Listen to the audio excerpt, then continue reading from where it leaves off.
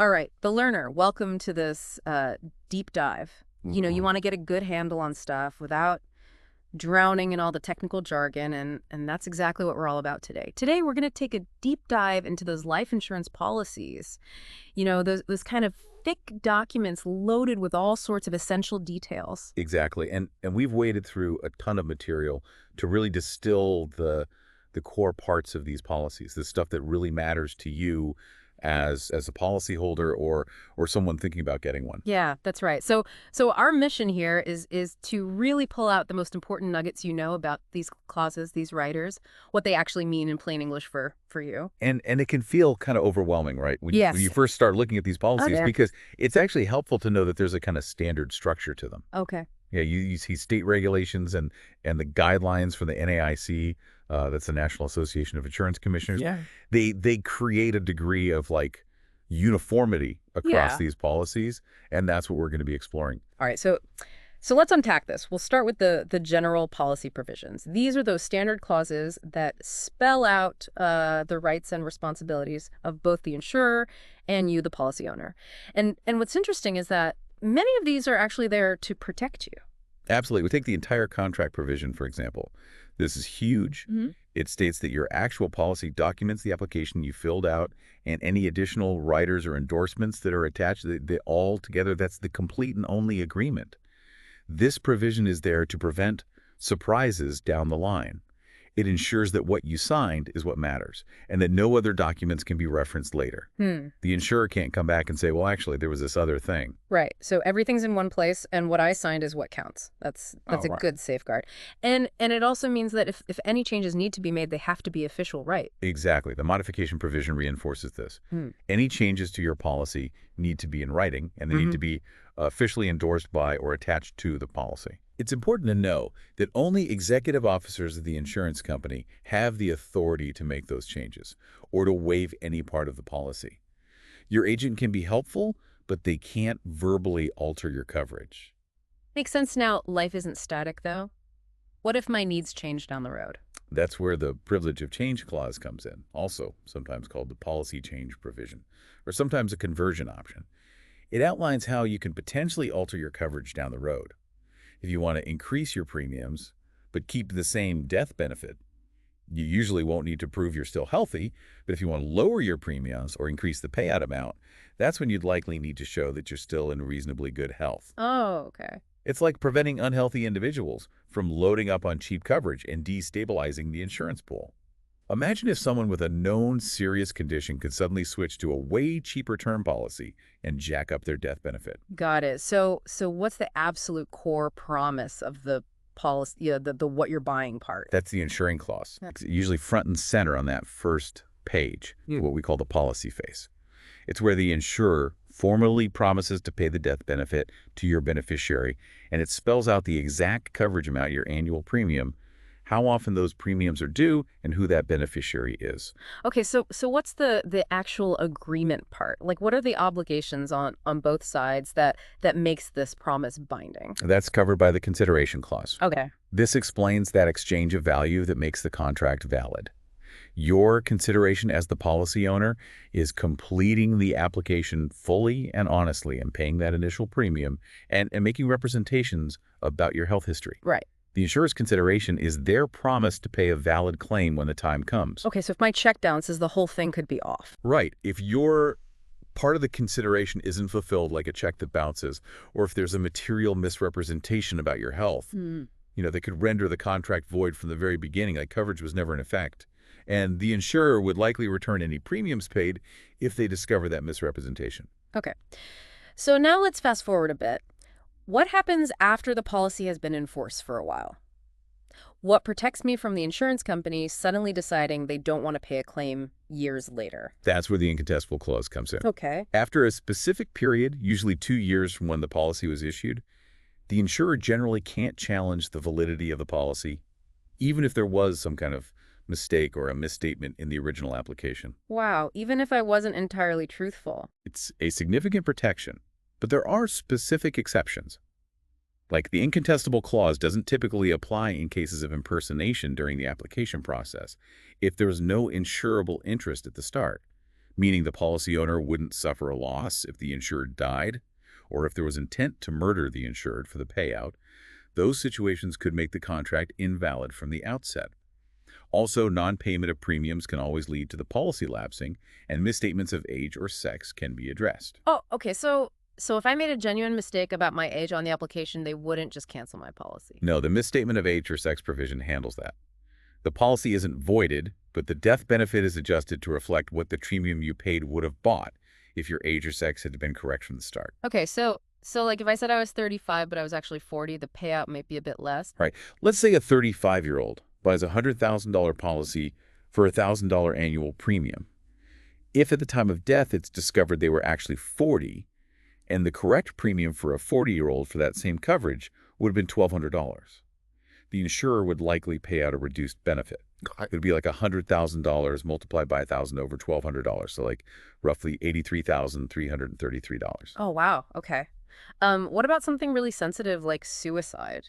Yeah, most policies include a suicide clause. Yeah. To protect against someone buying a policy with the intention of taking their life, if suicide occurs within the first 2 years of the policy, the claim is usually denied, but the insurer will refund any premiums paid during that time. After those 2 years, death by suicide is generally covered.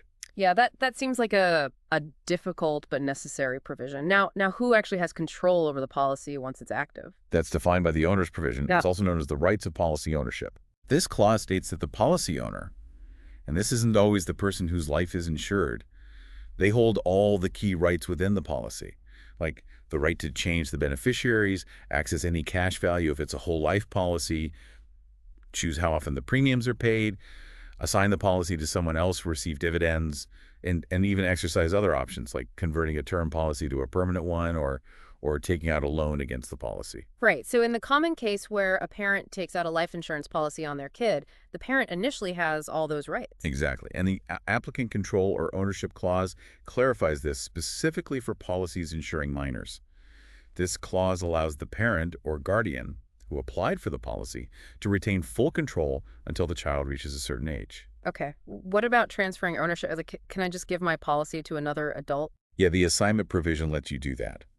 As the policy owner, you can transfer your rights to another party called the assignee without needing the insurance company's permission. You do need to provide the insurance company with written notification of the assignment. There are two main types of assignment.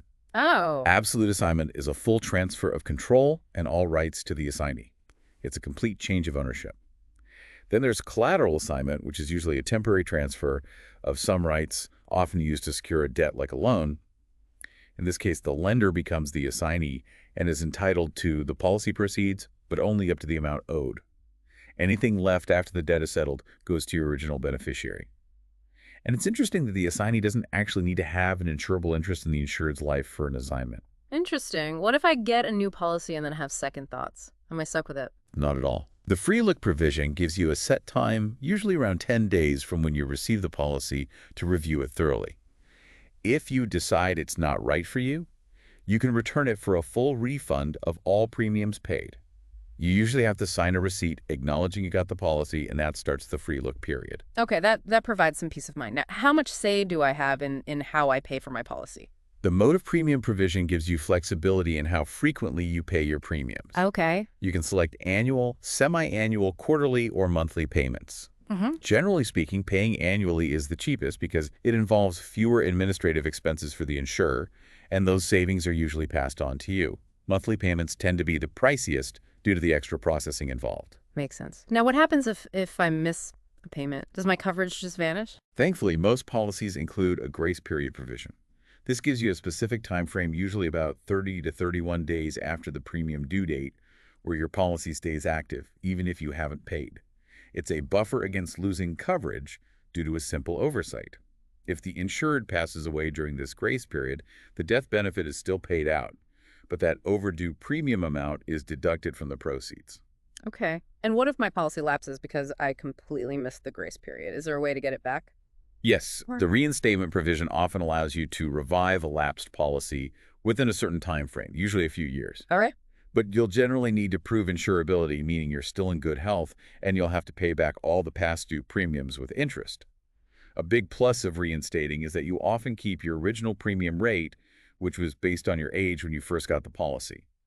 When a policy is reinstated, a new 2-year incontestable period starts, but the original suicide exclusion period doesn't. It's important to note that if you surrendered your policy for its cash value, it usually cannot be reinstated. Got it. Now we've covered the ground rules of most policies. Let's talk about policies that build cash value, like whole life insurance. What special provisions and options come with those? Right, with whole life policies, you have specific provisions related to how that cash value grows and what you can do with it. One of these is the excess interest provision.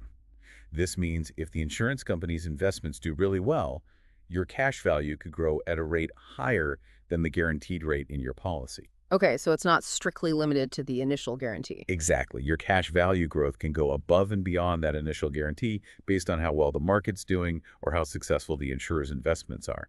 This could be tied to general economic indicators or to the company's overall portfolio returns. Okay, so what if I don't want to pay premiums on my whole life policy anymore? Do I just lose all that built-up cash value? Nope, not at all. The non-forfeiture cash values provisions are there specifically to prevent that.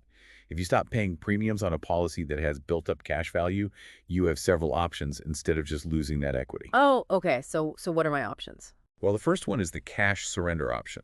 Okay. You can surrender the policy, and the insurance company will pay you the current cash value minus any loans you might have against it. Once you take this option, your insurance coverage ends. It's important to remember the cost recovery rule here for tax purposes. Only the amount you receive that's more than what you've paid into the policy premiums minus any dividends is considered taxable income.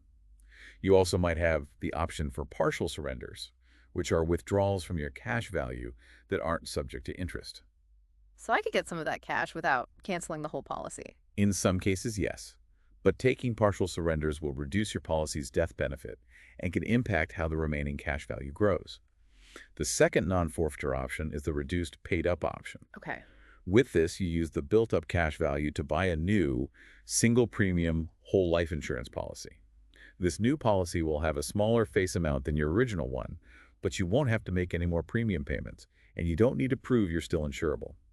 The coverage continues permanently, just at a reduced death benefit level. Less coverage, but no more premiums that could be helpful.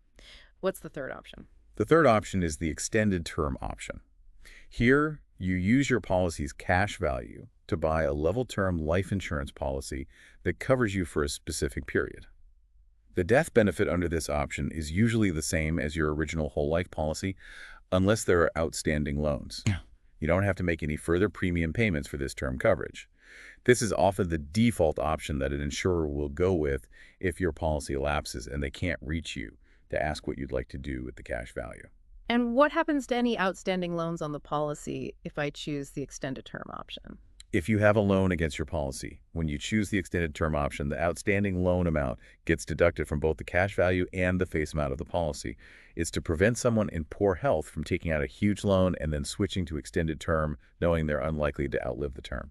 Right, that makes sense. Now let's get into those policy loan provisions. I understand I can borrow against the cash value in my policy. Yes. The policy loan provision is a standard feature of whole life insurance.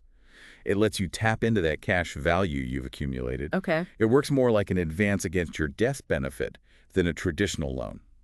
The insurer can't demand immediate repayment or call the loan, and you can repay it whenever you want. There are typically no credit checks because your cash value acts as the collateral. However, if you have named an irrevocable beneficiary, you might need their consent before you can take out a loan.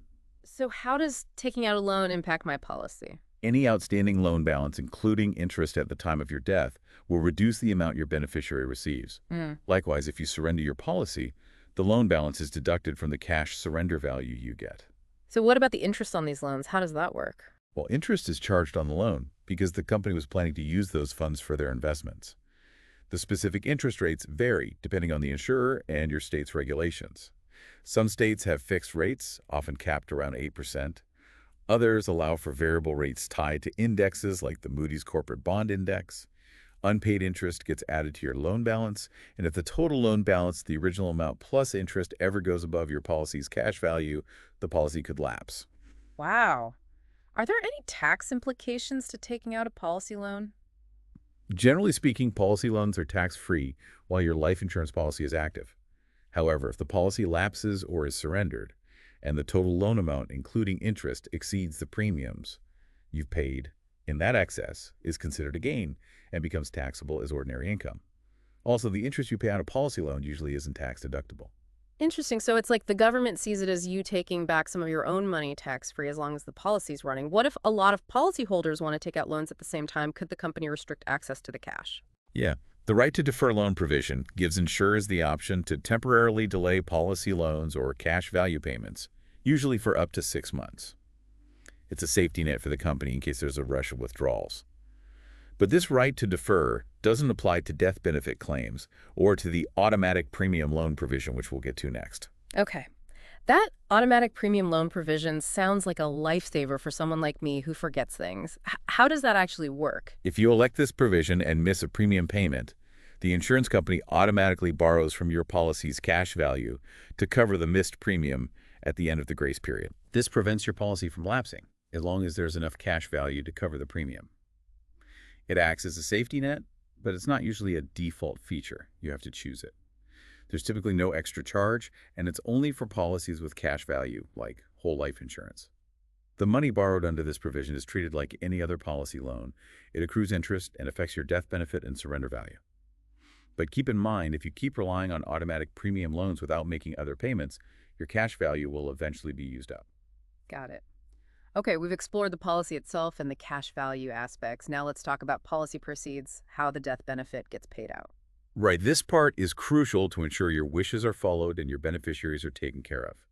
The beneficiary designation provisions simply outline that you, as the policy owner, can choose who receives the death benefit and change those beneficiaries at any point unless you've made a beneficiary designation irrevocable. In that case, you'd need their permission to make changes. Okay, so once the insured person passes away, how can the beneficiary get the money? That's covered by the settlement options provision. This clause outlines the ways the death benefit can be distributed. The most common is a lump sum payment, where the entire death benefit goes to the beneficiary at once, and it's generally tax-free. But there are other options, like getting the money in installments over a set time, or as a life annuity, which provides a stream of income. If the death benefit stays with the company under an installment option, any interest earned on those funds is taxable income for the beneficiary. And what if a beneficiary chooses installments but then needs access to more of the funds later on? That's where the withdrawal provision comes in. If the death benefit is held by the company and earning interest under an installment plan, this clause specifies how and when the beneficiary can access those funds. They might be able to withdraw the remaining balance or make partial withdrawals up to a limit each year. Now let's talk about benefits I might be able to use while I'm still alive. The accelerated death benefits provision sounds like a really important safety net. It can be. This rider lets the insured receive a portion of the death benefit while they're still living, if they're diagnosed with a terminal illness typically defined as having a life expectancy of 12 to 24 months. The amount received then reduces the final death benefit paid to the beneficiary later. These accelerated benefits are usually tax-free. However, it's worth noting that accessing these benefits could have significant implications for eligibility for government programs like Medicaid, so it's crucial to get professional advice. Are there other times besides terminal illness when I might access some of the death benefit early, like for long-term care needs? Some policies offer a long-term care rider. It's another type of accelerated benefit that can pay out if you need long-term care services, like if you're in a nursing home. It's often triggered by the inability to perform a certain number of activities of daily living, or ADLs, things like eating, bathing, or dressing yourself. The benefits received under a long-term care rider are also generally income tax-free. And how do these riders work with the main life insurance policy? There are two main approaches. With a generalized or independent long-term care rider, the benefits are separate from the core policy and don't affect its face amount or cash value. But with an integrated long-term care rider, any benefits paid out directly reduce the death benefit and maybe the cash value of the policy. So like if I have a $200,000 policy and use $50,000 in benefits, the final payout might drop to $150,000. Exactly. Now let's move on to options related to dividends. Some policies are called participating. What does that mean? Okay. Participating policies are usually from mutual insurance companies, which are owned by their policyholders, although sometimes stock companies offer them too. These policies might pay dividends to policy owners. Think of them as a return of some of the premium that wasn't needed to cover claims and expenses. They're usually tax-exempt, but remember, dividend payments aren't guarantees. So it's like a bonus if the company does well. Yeah, kind of. The amount of dividends can change based on the insurer's performance, things like Mm-hmm. mortality rates, their investment earnings, and their operating expenses. If they have a surplus, some of it might be shared with participating policyholders as dividends. These payments usually start after the policy has been active for a year or two. So what choices do I have as a policy owner when it comes to these dividends? You have several options, often remembered by the acronym CRAPO. RAPO. Cash means getting the dividend directly as a check or deposit. Reduced premiums uses the dividend to lower your next premium payment. Accumulate. Add interest lets you leave the dividend with the company to earn interest. The dividend is tax-exempt, but the interest it earns is taxable. Accumulated dividends are paid out on top of the death benefit or cash value when the policy ends. Interestingly enough, accumulated dividends can even help you pay up your policy earlier, potentially allowing you to stop paying premiums sooner. That's a nice perk. What are the other options? Paid-up permanent additions uses the dividend to buy small chunks of extra permanent whole life coverage, which increases both your death benefit and cash value. You don't need to prove you're still insurable for this. And finally, there's the one-year term insurance option. Your dividend can buy you term life coverage for 1 year, maybe up to an amount equal to your policy's cash value, or to offset outstanding policy loan amounts. This might require a separate rider and could require proof of insurability if you didn't pick it when you first got the policy. Okay, so dividend options provide some flexibility. Now let's explore life insurance policy riders. These are those optional extras that can beef up my policy, right? Yes, exactly. Riders are optional endorsements you can add to your base policy to tailor it to your needs. So what are some of the most common and important riders someone should know about? One that's super common and often very valuable is the waiver of premium rider. If you become totally disabled as defined by the policy for a certain period, usually 6 months, this rider waives your future premiums. Your coverage continues, and if it's a whole life policy, your cash value keeps growing and you're still eligible for dividends. When you recover, you resume paying premiums. This rider usually has an age limit like 60 or 65, after which it expires. It also usually excludes disabilities from war, self-inflicted injuries, or illegal activities. Totally disabled can mean different things in different policies. It might mean unable to do your own job or any job at all. Okay. Are there similar riders for universal life policies? Yes, for universal life policies, you often have a waiver of cost of insurance rider. Since universal life policies have flexible premium payments, this rider waives the monthly cost of the insurance, the part that covers the risk if you become disabled. Okay. This helps keep your cash value from shrinking, though it might not grow as much as if you were paying full premiums. What about riders that give me income if I become disabled? The Disability Income Benefit Rider is designed for that. It provides a monthly income if you become totally and permanently disabled as defined by the rider. The amount is usually a small percentage of your policy's face amount up to a certain limit. This rider often includes a waiver of premium benefit too. All right, let's talk about accidents. I often see stuff about accidental death benefit riders. What are those? The Accidental Death Benefit, or ADB rider, sometimes called double indemnity or even triple indemnity in some cases, pays an extra death benefit if your death is caused by a covered accident within a specific time after the accident, often 90 days. Okay. It typically pays double or even triple the base policy's face amount. It can be a cheap way to boost your death benefit, but it only applies to accidental deaths within that time frame and often expires at a certain age. It usually excludes deaths from illness, self-inflicted injuries, or war. Okay, and how do accidental death and dismemberment riders or AD&D riders differ? ADD riders can cover not only accidental death, but also loss of limbs, sight or hearing due to an accident. If you suffer a loss like this, the rider might pay a capital sum, which is often half the principal sum, the death benefit. Okay. The full principal sum would be paid if you die or lose multiple limbs or sight in both eyes. Losing smaller parts like fingers or toes usually doesn't qualify for benefits under these riders. Got it. What about the guaranteed insurability option? How does that work? This rider gives you the right to buy extra life insurance at future dates, or when certain life events happen, like marriage or having a child, without needing to prove you're still insurable. The amount of extra coverage you can buy is usually limited, and the premiums for this new coverage are based on your age when you exercise the option. Okay, what about keeping up with inflation? How can I make sure my coverage doesn't become inadequate over time? The cost of living rider, sometimes called a cost of living adjustment rider, is designed for that. It automatically increases your policy's face amount at set times, usually yearly based on changes in the Consumer Price Index, or CPI. This helps your death benefit keep pace with inflation. When the face amount goes up, your premiums increase too, but you can usually decline the increase. If the CPI goes down, your death benefit usually won't be reduced. This rider is often structured as an increasing term rider added to a permanent life insurance policy. And for policies on kids, I've heard of a payer rider. What's that about? The payer rider is common for policies on children. It waives the premiums if the person paying them, usually a parent, dies or becomes totally disabled before the child reaches a certain age, like 18, 21, or 25.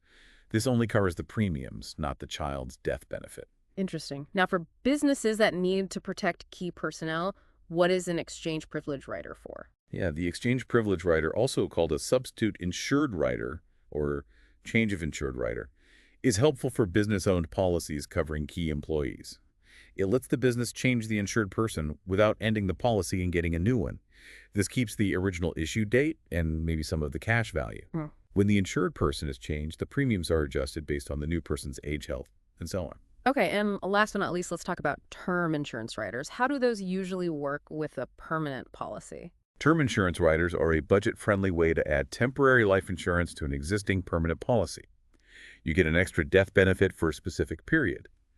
The coverage and cost of the rider end when the term is up, but your permanent policy continues. These riders usually don't affect the cash value or dividends of your main policy and usually go away if you use a non-forfeiture option or the main policy lapses. The term rider's length can't be longer than the premium period of the main policy.